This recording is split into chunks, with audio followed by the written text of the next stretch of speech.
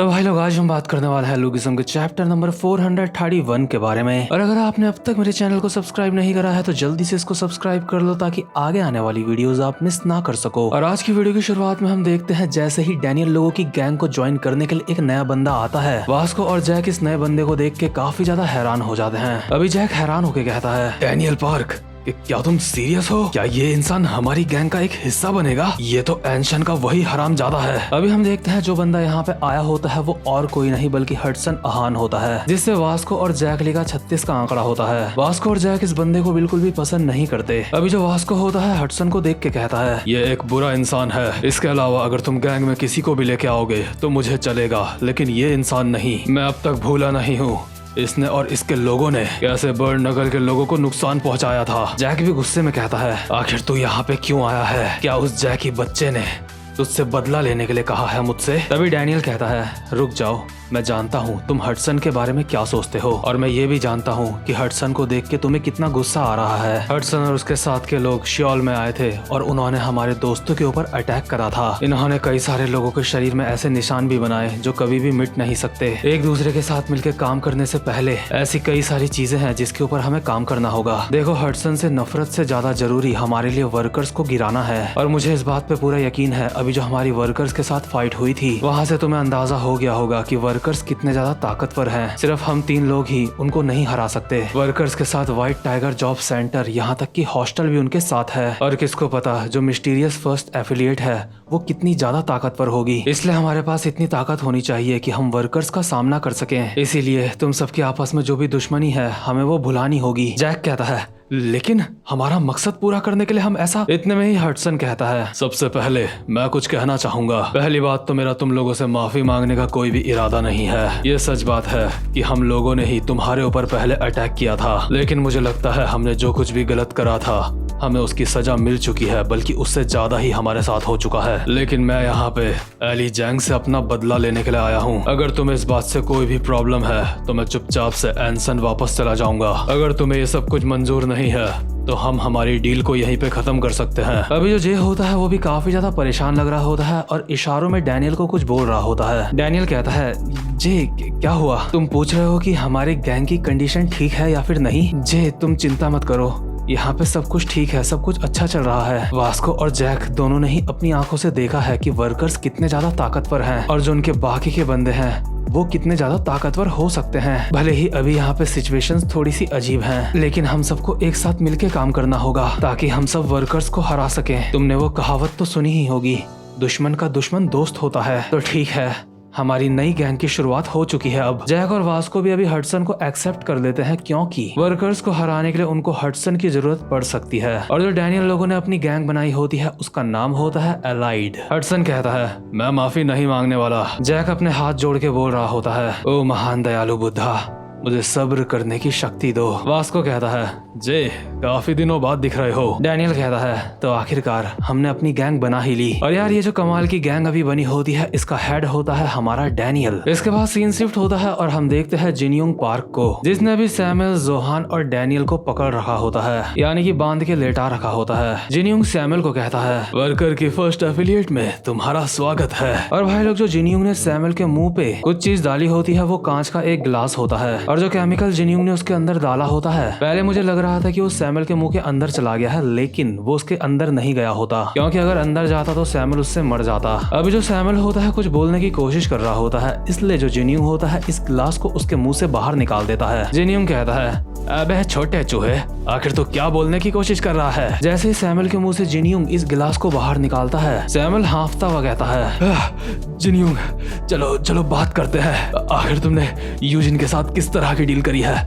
मैं भी तुम्हारे साथ डील कर सकता हूँ। जिनयोंग अपनी दोनों उंगलियां सैमुअल की आंखों में घुसा देता है और कहता है, मैंने उसके साथ कोई भी डील नहीं करी है, तो तू ही है सैमुअल सीओ, 3rd और 4th एफिलिएट का प्रेसिडेंट, है ना? सैमुअल अभी दर्द के मारे चिल्ला रहा होता है, लेकिन इसके बाद जिनयोंग उसके एक इंजेक्शन लगाते हुए कहता है, मैं आज पहली बार किसी प्रेसिडेंट के इंजेक्शन लगा रहा हूँ। और जहाँ सैमुअल के भी इंजेक्शन लग रहा होता है वहीं दूसरे सीन में गो के भी इंजेक्शन लग रहा होता है। गो बच्चों की तरह चिल्ला के कहता है, ये ब्लड डोनेट। डॉक्टर गो को कहता है, बस करो, ये रोना धोना बंद करो, तुम बस थोड़ा सा ब्लड डोनेट कर रहे हो, इसमें रोने वाली बात क्या है? लो जुनगू, मैंने ये बैंडेज यहाँ पे लगा दी है, हमारा काम हो गया। वैसे काफी समय हो गया जब तुम आखिरी बार यहाँ पे आए थे। गो कहता है, हाँ दरअसल कुछ बुरा हुआ है जो कि होना नहीं चाहिए था। डॉक्टर कहता है, क्या कुछ बुरा हुआ है? वो अपना कोट पहनते हुए कहता है, हाँ वो दरअसल किसी ने मेरे दोस्त से पंगा लिया है। डॉक्टर कहता है, ओह डियर, तो तुम अब क्या करोगे? गो कहता है, मैं इस बारे में सोच रहा हूँ कि मुझे आगे क्या करना चाहिए। शायद मैं उन लोगों को जान से मार डालूंगा, लेकिन दिक्कत यह है कि मैं जान से मारूंगा किसको? वो है कौन? और जिस दोस्त की अभी गो बात कर रहा है उसके पूरे के पूरे चांस है कि वो सैमुअल सीओ होगा। ये बस मेरा अंदाजा है। तो खैर इसके बाद सीन शिफ्ट होता है और हम देखते हैं एक प्लेन को जो कि कोरिया से जा रहा होता है चाइना।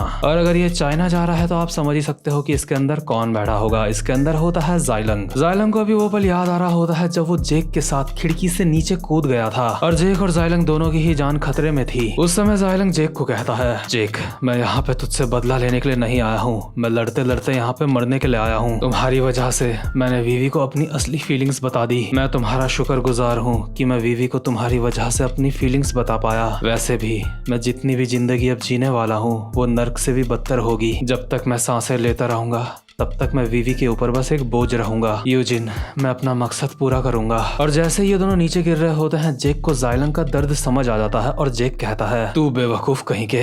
तो अच्छा सारी की सारी बात ये है। अभी जेक जाइलंग का सर अपने हाथ से कवर कर लेता है और खुद की बॉडी को आगे की तरफ कर लेता है ताकि जितना भी डैमेज आए वो जेक के ऊपर आए, जाइलंग के ऊपर ना आए। जाइलंग कहता है, आखिर तुम ये क्या कर रहे हो?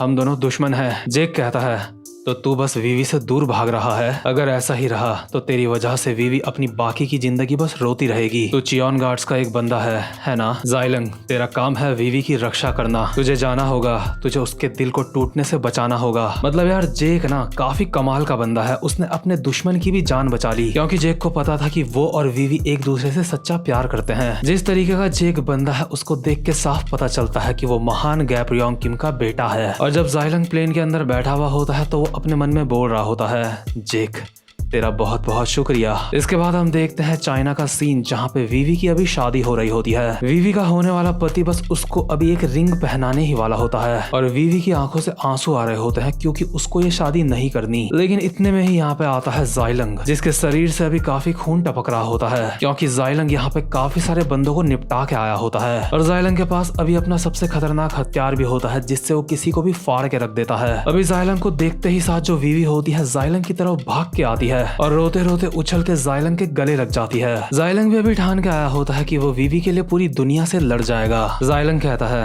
वीवी क्या तुम यहाँ से भाग के मेरे साथ जिंदगी बिताने के लिए तैयार हो? वीवी कहती है, हाँ मैं तैयार हूँ। जाइलंग कहता है, क्या तुम मेरे साथ गरीबी में अपनी जिंदगी बिताने के लिए तैयार हो? वीवी कहती है, हाँ मुझे मंजूर है। अभी काफी सारे चियोन गार्ड्स वीवी और जाइलंग की तरफ आ रहे होते हैं तलवारें लेके और वीवी का मेंढक जैसा बाप भी अभी काफी ज्यादा पैनिक हो चुका होता है। और जाइलंग अब भी वीवी को बोल रहा होता है, क्या तुम मेरे साथ एक सामान्य सी जिंदगी बिता सकती हो? वीवी कहती है, हाँ बिल्कुल जाइलंग। जाइलंग के आगे से भी बहुत सारे बंदे उसको मारने के लिए आ रहे होते हैं। उसके बावजूद भी जाइलंग वीवी का हाथ पकड़ के उसके थोड़ा सा क्लोज आता है और कहता है, अगर ऐसी बात है तो क्या मैं अपनी पूरी जिंदगी भर तुम्हें प्यार कर सकता हूँ? और वीवी मुस्कुरा के जाइलंग को हाँ कहती है। देखो इस तरह के प्यार को हम एक पल के लिए बोल सकते हैं कि ये सच्चा प्यार है क्योंकि ज्यादातर आजकल जो समाज में लोगों का प्यार चल रहा है वो सच्चा नहीं होता क्योंकि वहाँ पे लोग सिर्फ एक दूसरे की बॉडी से अट्रैक्ट होते हैं या फिर एक दूसरे के पैसे से अट्रैक्ट होते हैं। बट जाइलंग ना बॉडी से अट्रैक्ट हुआ है और ना ही पैसों से अट्रैक्ट हुआ है और सेम वीवी का भी यही हिसाब है। इसके बाद जो जाइलंग होता है वीवी के आगे आता है और कहता है,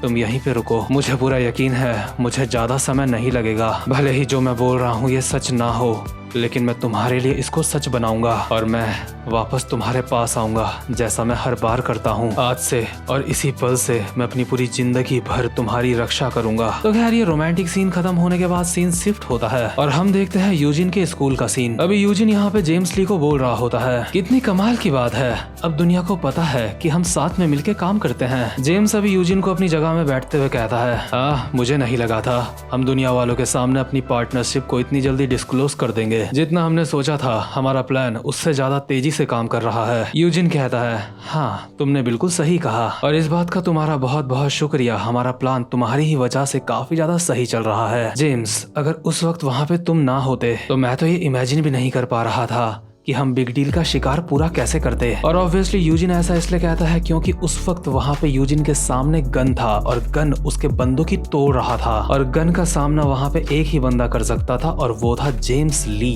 इसके बाद जेम्स कहता है, हाँ अच्छा हुआ, सब कुछ काफी अच्छे से हो गया, लेकिन तू भी और मैं भी काफी अच्छी तरह से जानते हैं कि मैं तेरी कभी भी फ्री में मदद नहीं करूंगा। तो क्योंकि मैंने वर्कर्स की मदद करी है इसलिए अब तुझे अपना वादा निभाना होगा। यूजिन कहता है, तो बताओ जेम्स, तुम्हें क्या चाहिए? तुम्हें चार्ल्स जोई की कमजोरी जाननी है? तो क्योंकि अब 4 बड़ी गैंग्स खत्म हो चुकी हैं, इसलिए हम दोनों साथ में मिलके चार्ल्स जोई को हराने का काम शुरू कर सकते हैं। मैं अपना वादा निभाऊंगा। तो ठीक है, मैं तुम्हें बताता हूँ। चार्ल्स जोई, the CEO of HNH group. मैं तुम्हें उस इंसान की कमजोरी के बारे में बताऊंगा। और जैसे ही यूजिन चार्ल्स की कमजोरी के बारे में जेम्स को बताता है, इतने में ही ये वाला चैप्टर यहीं पे खत्म हो जाता है। और इसका आगे क्या होगा हम वो देखेंगे नेक्स्ट चैप्टर में। तो भाई लोग, अगर आपको आज की वीडियो अच्छी लगी हो तो चैनल को सब्सक्राइब और वीडियो को लाइक जरूर से कर लेना। मेरी ज्यादातर वीडियो में 1000-1500 तक ही लाइक जाते हैं, लेकिन अगर 2000 तक लाइक चले जाएं तो इससे मुझे भी ऐसा लगेगा कि मुझे मेरी मेहनत का फल मिल रहा है। वैसे मुझे फल की चिंता है भी नहीं, क्योंकि गीता में लिखा है कि फल की चिंता नहीं करनी चाहिए, बस तुम्हें कर्म करना चाहिए। तो जिसका लाइक करने का मन हो वो कर लेना और जिसका नहीं है कोई बात नहीं। तो भाई लोग, अब मैं मिलता हूँ आपसे अपनी नेक्स्ट वीडियो में, तब तक के लिए गुड बाय।